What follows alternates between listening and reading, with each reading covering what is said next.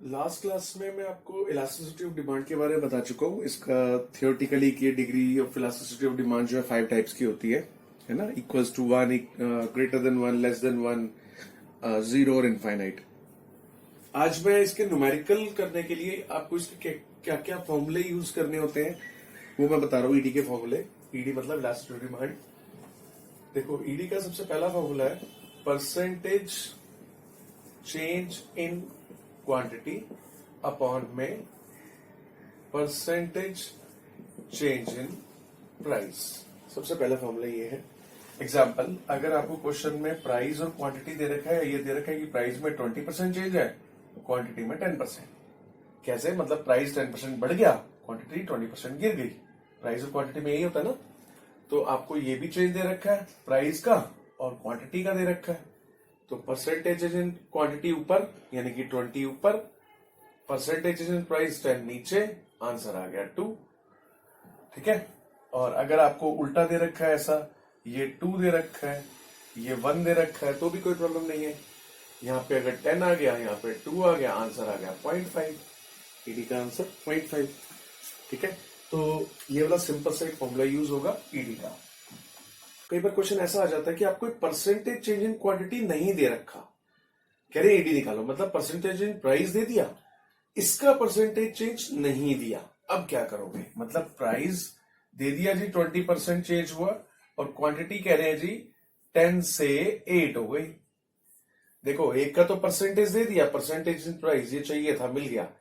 ये नहीं मिला परसेंटेज इन क्वांटिटी। क्वांटिटी का वैसे उन्होंने फिगर्स में दे दी, लेकिन परसेंटेज चेंज नहीं है। मतलब इन्होंने ये कह दिया कि प्राइस 20% बढ़ने से, प्राइस 20% बढ़ रहा और क्वांटिटी 10 से 8 हो गई। क्योंकि प्राइस अगर बढ़ेगा, प्राइस अगर बढ़ रहा है तो क्वांटिटी कम हो रही है ना। तो प्रॉब्लम क्या है हमारी? परसेंटेज ये है, ये नहीं है। क्या करें? यानी कि मुझे ये चाहिए। तो अगर ये ना दे रखा हो तो आप इसको निकाल सकते हो। कैसे? यानी कि परसेंटेज चेंज इन क्वांटिटी अगर नहीं दे रखा तो आप कैसे निकालोगे पता है? चेंज इन क्वांटिटी, इसका चेंज रखो, चेंज इन क्वांटिटी, फिर ओरिजिनल क्वांटिटी, ये ओरिजिनल वाले रखो, इनटू 100 कर दो। इससे क्या मिलेगा आपको? ये भी परसेंटेज में मिल जाएगा। जब दोनों परसेंटेज में आ गए फिर आप ईडी का फॉर्मूला लगा सकते हो। करके देखते हैं। चेंज इन क्वांटिटी कितनी है यहाँ पर? देखो, चेंज इन क्वांटिटी, ये जो डेल्टा है मतलब चेंज। ठीक है। Change in quantity 2, change in quantity 2। Original quantity कितनी है? ये ओरिजिनल ऊपर वाली होती है 10 इंटू 100, यानी कि देखो ये भी 20%, मतलब ये 20% गिवन था, ये भी 20% आ गया। अब तो ये फॉर्मूला लग जाएगा ना। ठीक है। तो जब भी आपको परसेंटेज क्वांटिटी ना दे रखी हो तो आप ऐसे करके निकाल सकते हो। ठीक है। अब ऐसी एक और प्रॉब्लम भी हो सकती है। अगर आपको क्वेश्चन में प्राइस की परसेंटेज नहीं दे रखी, जैसे क्वांटिटी की नहीं दे रखी थी, हमने निकाल ली। अगर क्वेश्चन आया कि प्राइस और क्वांटिटी, प्राइस में कह रहे कि 10% चेंज हुआ है, सॉरी क्वांटिटी में कह रहे 10% चेंज हुआ है और प्राइस हो गया 4 से 5, यानी कि प्राइस बढ़ने से 4 से 5 होने से क्वांटिटी 10% गिर गई।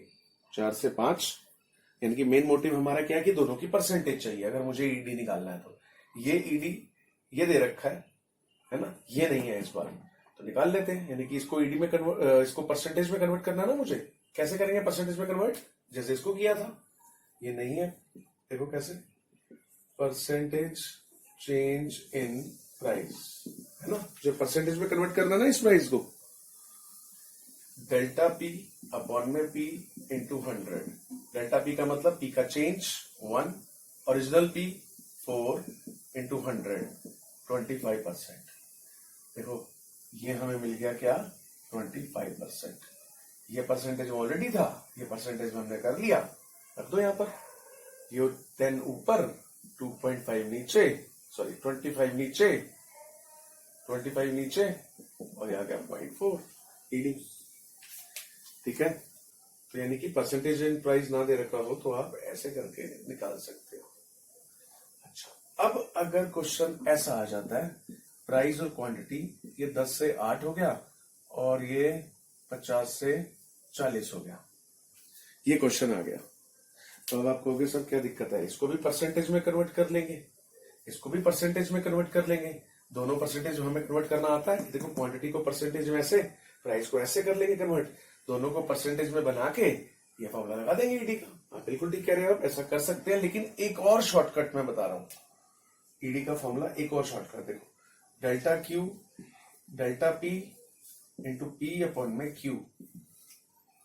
डेल्टा क्यू का मतलब क्यू में चेंज, डेल्टा पी का मतलब पी में चेंज, ये ओरिजिनल पी, ये ओरिजिनल क्यू, यानी कि आप दोनों की परसेंटेज निकाल के ये वाला फॉर्मूला लगाओगे वो भी ठीक है, अदरवाइज एक शॉर्टकट लगा लेना डायरेक्टली ये, वो भी ठीक है।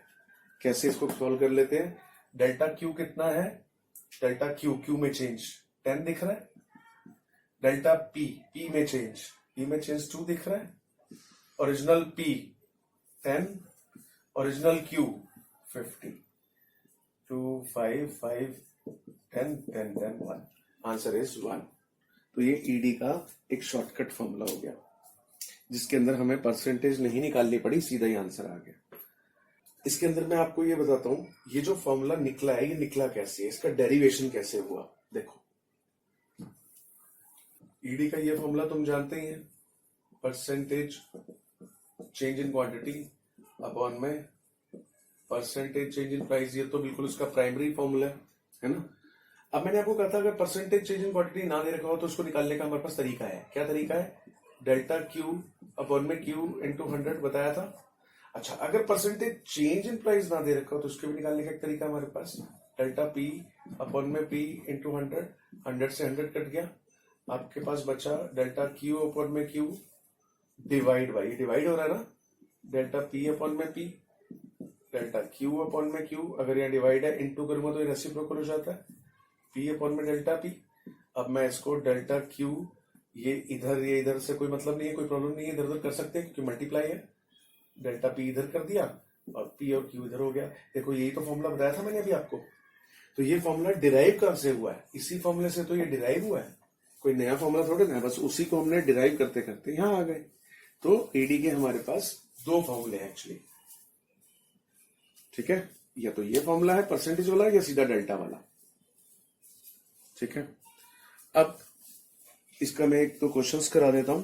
देखो एग्जांपल है, एक consumer buys 100 unit of a good, 100 unit खरीद रहा है at a price of 4 per unit, he buys 40 more units, 40 और खरीदता है if price falls bye 3 per unit, price 3 रुपए से गिर जाए, फाइंड ईडी। देखो जब भी क्वेश्चन ऐसी लैंग्वेज में आएगा, आप क्या करो, क्वेश्चन में पी और क्यू ऐसी एक टेबल बना लेना ताकि क्वेश्चन आपको इजी सा मिल जाए, इजी लगे जब आप फॉर्मूला लगाओगे। प्राइस कितना है, 100 यूनिट से पहले तो क्वांटिटी मिल गया, प्राइस 4 क्वांटिटी 100, ठीक है। इस तरह से ना क्वेश्चन को हम समराइज कर लेते हैं, समराइज करके करना बड़ा इजी हो जाएगा। तो लिखा है कंज्यूमर बाइज 100 यूनिट्स है, प्राइस 4 है, ही बाइज 40 मोर यूनिट, क्या कह रहे हैं, यूनिट्स कितने कह रहे हैं, 40 कह रहे हैं, नहीं ये कह रहे हैं 40 और खरीद लेता है, यानी कि 140, 100 तो पहले खरीद रहे, कह रहे हैं 40 और खरीदेगा अगर प्राइस 3 रुपए से गिर जाए। समझ में आ गया, वो कह रहे हैं कि वो 40 मोर यूनिट्स खरीदेगा, अगर ये कहते ना 40 यूनिट्स खरीदेगा तो फिर 40 लिखता, उन्होंने क्या कहा है 40 मोर यूनिट्स, 40 मोर यूनिट्स खरीदेगा, कब खरीदेगा, प्राइस कितना हो जाएगा, 3 पर यूनिट से गिर जाएगा, यानी कि 1 हो गया। ध्यान रखो ये नहीं कह रहे कि प्राइस 3 हो जाएगा, ये नहीं कह रहे, अगर ये कहते ना price falls to ₹3 per unit, अगर ये कहते हैं ना, देखो फर्क किस में है, बाय और टू में, ध्यान रखना लैंग्वेज का। अगर ये कहते कि प्राइस फॉल्स टू ₹3, कि प्राइस 3 रुपए तक गिर गया, तो फिर तो प्राइस 3 रुपए हो गया। अगर ये कहते कि प्राइस 3 रुपए से गिर गया, 4 रुपए का रेट है और 3 रुपए से गिर गया, यानी कि 1 हो गया ना। दोनों लैंग्वेज का ध्यान रखना, प्राइस 3 रुपए से गिर गया, बाय मीन्स से, 3 रुपए से गिर गया यानी कि 3 माइनस कर दो, और 2 मीन्स तक, 3 रुपए तक गिर गया यानी कि 3 तक ही लेकर आना, ठीक है। फिर ध्यान रखना, फिलहाल इस क्वेश्चन में ये नहीं है, इस क्वेश्चन में ये लिखा था कि प्राइस 3 रुपए से गिर गया मतलब 1 हो गया, ईडी निकालो। तो अब देखो जब क्वेश्चन इस फॉर्म में आ गया तो ईडी कितना इजी है, delta Q delta P, P upon में क्यू, डेल्टा क्यू कितना 40, डेल्टा पी कितना इनका डिफरेंस 3, पी कितना 4, क्यू कितना 100, 4 25 40/75 इसको सॉल्व करके जो भी आएगा आंसर। आ गया समझ में? एक और क्वेश्चन देखो, एक और एग्जांपल है। A consumer buys 1000 units at a price of 100, 100 रुपए प्राइस और वो 1000 यूनिट्स खरीदता है।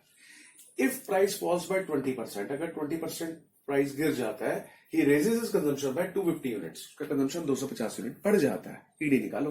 तो मैंने कहा था हमेशा एक ऐसा टेबल सा बना लो, 1000 यूनिट्स क्वांटिटी, ये यूनिट्स की होती है क्वांटिटी, प्राइस 100 आ गया, प्राइस फॉल्स बाय 20%, देखो प्राइस फॉल्स बाय 20%, गिर गया 20% से, फॉल हो गया ना, 20% दे रखा तो मैं 20% लिख दिया।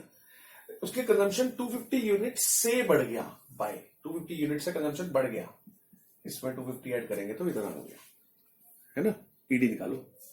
तो कौन सा फॉर्मूला लगाऊंगा? देखो वैसे दो तरीके करने के, एक तरफ परसेंटेज है मेरे पास, इसकी परसेंटेज निकाल लो, फिर आप कहोगे ये क्या करना है, इसका कुछ मत करो, ये ऐसे बेकार दिया हुआ इन्होंने। एक परसेंटेज है ना मेरे पास, इसकी परसेंटेज निकाल लो, और परसेंटेज वाला फॉर्मूला याद है आपको? कौन सा? Percentage change in quantity upon में परसेंटेज चेंज इन प्राइस। जब भी क्वेश्चन में परसेंटेज आ जाए तो ये वाला भी लगा सकते हो। अब देखो यहाँ पे परसेंटेज चेंज इन प्राइस तो दे रखा है 20%, क्वांटिटी का परसेंटेज नहीं है, है ना। तो क्वांटिटी का परसेंटेज कैसे निकालते थे? परसेंटेज चेंज इन क्वांटिटी निकालना आता था ना, डेल्टा क्यू अपन में क्यू इंटू 100। डेल्टा क्यू कितना 250, क्यू कितना 1000 इंटू 100, तो यह आ गया 25%। परसेंटेज इन क्वांटिटी हमने निकाल ली 25% ऊपर, है ना। परसेंटेज से तो ये दोनों परसेंटेज मिल गया, परसेंट से परसेंट कट गया, ये आ गया सॉल्व करके 1.25 आंसर। कितना इजी क्वेश्चन है। अच्छा, इसको दूसरे तरीके से भी निकाल सकते हैं। अगर हमें क्वेश्चन में दे रखा है कि प्राइस 20% गिर गया, प्राइस 20% गिर गया ना, तो 100 रुपए का 20% गिर गया, 100 रुपए का 20% कितना होता है पता है? 20 ही होता है। कैसे? 100 रुपए का 20%, 20 हुआ ना, यानी कि हमें पता है प्राइस 20% गिर गया, तो गिरकर कितना हो गया? 80 हो गया होगा। इसको छोड़ दो, अब 80 हो गया प्राइस 80 हो गया ना, ये 100 ये 80 1000 ये 1250। अब कौन सा फॉर्मूला लगाओगे? ये मत लगाओ, ये वाला। अब क्योंकि आपके पास सारी की सारी फिगर्स मिल गई है, तो delta Q delta P, P upon में क्यू। तो अब डेल्टा क्यू की वैल्यू देखो, इसका चेंज 250, डेल्टा पी, पी में चेंज कितना 20, P original P 100, original Q 1000, ये गया, ये गया, ये 1.25। देखो पहले भी ये आंसर था, अभी भी ये आंसर है। मैंने पहले ये वाला फॉर्मूला लगा के दिखाया, अब ये वाला फॉर्मूला लगा के दिखाया, तो जो आपको अच्छा लगे उससे कर सकते हो आप। पहले मैंने परसेंटेज गिवन थी, इसकी भी परसेंटेज निकाल ली। दूसरे तरीके में मैंने क्या किया, इसकी परसेंटेज को फिगर में कन्वर्ट कर लिया, है ना। दोनों फिगर्स हो गई है, ये भी फिगर्स हो गई, फिगर्स के लिए ये वाला फॉर्मूला लगा दिया। तो जो आपको अच्छा लगे आप वो कर सकते हो। एक और टाइप का क्वेश्चन देखो,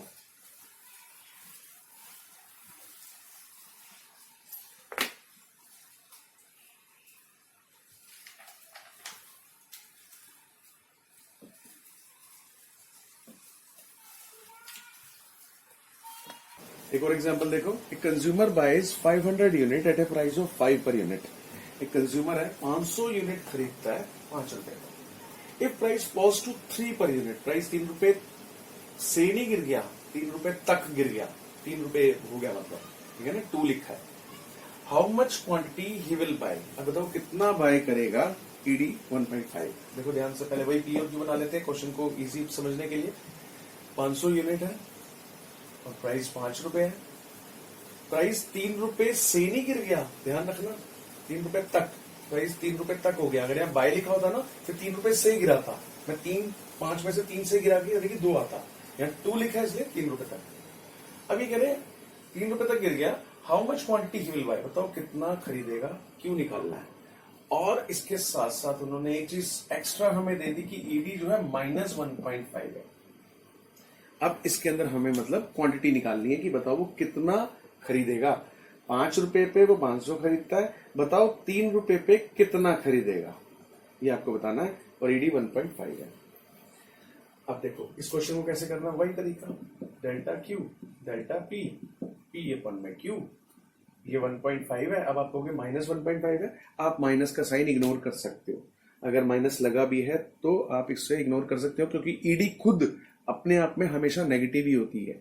नेगेटिव कैसे, प्राइस बढ़ता है क्वांटिटी कम होती है, प्राइस कम होता है क्वांटिटी बढ़ती है, इसलिए ईडी नेगेटिव ही होती है। तो इसका फॉर्मूला हमेशा नेगेटिव माना जाता है। तो अगर ये लगा भी रखा है तो आप इग्नोर कर सकते हो। तो 1.5 डेल्टा क्यू कितना, डेल्टा क्यू कितना, इसका चेंज नहीं पता ना, तो डेल्टा क्यू को डेल्टा क्यू ही लिख देता हूं, नहीं पता अभी। डेल्टा पी, इसका चेंज 2 पी 5 क्यू 500, सॉल्व कर लेते हैं। 1.5 ये 100 आ गया, डेल्टा क्यू इक्वल्स टू 200, ठीक है। इसको इससे मल्टीप्लाई कर दो, 300, डेल्टा क्यू 300 आ गया। अब आप कहोगे सर 300 आंसर आ गया, गलत, 300 नहीं आया, ये डेल्टा क्यू आया है। डेल्टा क्यू का मतलब इन दोनों का चेंज 300 आया है।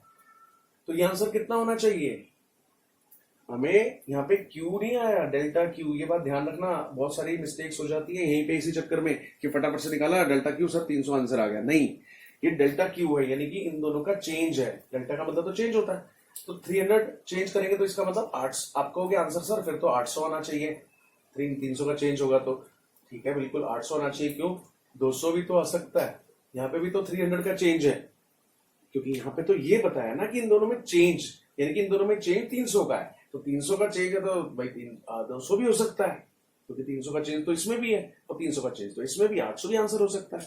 अब कैसे फिर से फंस गए कि जो डेल्टा क्यू 300 है, तो अब क्या करें, 800 आंसर है कि 200 आंसर है क्यू का। अब देखो, अब आप यहाँ पे कैसे निकालोगे, प्राइस क्या हो रहा है, कम हो रहा है, तो क्वांटिटी क्या होनी चाहिए। आपको पता है डिमांड में क्या होता है, अगर प्राइस कम होता है तो क्वांटिटी बढ़ती है। प्राइस कम हो रहा है, क्वांटिटी बढ़नी चाहिए ना, फिर तो 200 करेक्ट आंसर नहीं होगा, 800 करेक्ट आंसर हुआ। इस तरह से आपको पता लग जाएगा। अगर यहाँ क्वांटिटी बढ़ रही होती, सॉरी प्राइस अगर बढ़ रहा होता तो क्वांटिटी कम होती, यानी कि तभी आंसर होता सही। तो उसको दिखाएंगे कैसे, Q इक्वल्स टू, Q निकालना है ना भाई, 500 तो दे ही रखा है, चेंज कितना आया 300, प्लस करके दिखा तो 800 आंसर, ठीक है। एक क्वेश्चन देखो, एग्जांपल एक और, देयर आर 2 गुड्स x और y, इस पर 2 गुड है x y, ED of x is double that of ED of y, ED of x is double that of y, y की ईडी से x की ईडी डबल है। If price of y is falls by 10%, y का price 10% down, quantity of y rises by 20%, quantity इसकी 20% से बढ़ गई। Price of x rises by 25%, x का प्राइस राइज हो गया। निकालना क्या है, find the percentage change in quantity of x, x की क्वांटिटी में क्या चेंज है। तुम कहोगे बड़ा हॉच पॉच सा क्वेश्चन हो गया, कोई बात नहीं, हर क्वेश्चन हॉच पॉच हो जाता है, तो हमें उसको इजी बनाना आता है। इधर x की एक टेबल बना लो, इधर y की, हमेशा मैंने कहा क्वेश्चन पढ़ते ही टेबल बना लो, ये x की ये y की। x की क्या है, price of y is fall bye 10%, y का प्राइस 10% से फॉल कर गया। क्वांटिटी ऑफ y राइजेस 20%, इसकी क्वांटिटी 20% से राइज करती है, ठीक है। Price of x rises by 25%, x का प्राइस 25% से राइज कर रहा है। तो find the percent quantity of x, x की क्वांटिटी निकालनी है। क्वेश्चन समझ में आ गया, आंसर कैसे करना है वो अभी बाद में, पहले क्वेश्चन समझ लो। y का प्राइस क्वांटिटी हमें गिवन है, क्या हो रहा है इसमें, x की सिर्फ प्राइस गिवन है, क्वांटिटी चेंज निकालना है। अच्छा एक बात देखो, हम y की ईडी तो निकाल ही सकते हैं ना, तो y की ईडी निकालते हैं, ईडी y की परसेंटेज चेंज इन क्वांटिटी, क्योंकि हमें इसका भी परसेंटेज चेंज पता है, इसका भी पता है ना, तो फॉर्मूला लगाया, कितना, ये 20 ये 10, आंसर आ गया 2, y की ईडी है 2। अब देखो क्या लिखा है, ED of x is double that of y, x की ईडी y की ईडी से डबल है, देयरफॉर ईडी x की कितनी है, इससे डबल, यानी कि 2 से डबल, यानी कि ईडी एक्स की हमें मिल गई 4। अब ईडी एक्स की मिल गई तो ईडी का फॉर्मूला एक्स वाली का भी लगा दो, percentage change in quantity upon में परसेंटेज चेंज इन प्राइस। ये हमें पता है 4 है। Percentage change in quantity, x की क्वांटिटी दे रखी है, नहीं निकालनी है, ये तो निकालनी है। परसेंटेज चेंज इन क्वांटिटी तो निकालनी है, लेकिन परसेंटेज इन प्राइस दे रखा है एक्स का, हाँ 25%, ये 25% हो गया, तो इधर आ गया 100% answer. Percentage change in quantity of x 100%। समझ में आ गया? तो इस तरह से ऐसे दो गुड्स वाले क्वेश्चन बहुत कम है, तो एक बार पूछ लेना, क्योंकि स्कूल्स में कटवा देते हैं, नहीं आते हैं दो गुड्स के। ठीक है, जिसके अंदर है ना एक्स और वाई 2 गुड्स हैं, तो अपने स्कूल में कंफर्म कर लेना कि 2 गुड्स वाले न्यूमेरिकल आएंगे या नहीं आएंगे। और इससे पहले जो मैंने करवाया था वो तो सिंगल गुड वाले ही थे, तो वो तो है इजी। तो अभी आप इसके न्यूमेरिकल्स ट्राई कर सकते हो। ठीक है।